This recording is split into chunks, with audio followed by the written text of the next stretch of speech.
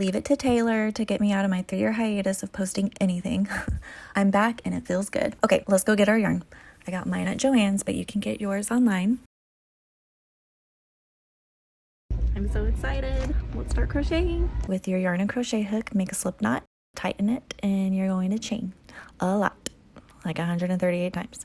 And then now you're going to skip 3 double crochet, chain 1 for your first row, looks like that. Then change colors. Now do some more 3 double crochet and chain 1, and it's looking so good. I've always wanted to try the granny stitch. It is such a fun way to crochet. Weave in a lot of ends. My favorite part, said no one. Sew your sleeves, and I have a really pretty way to make them look great. And this is me sewing the front to the back.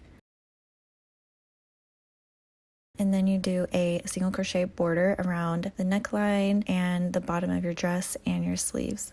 It makes the whole thing pop. And I'm attaching the sleeve.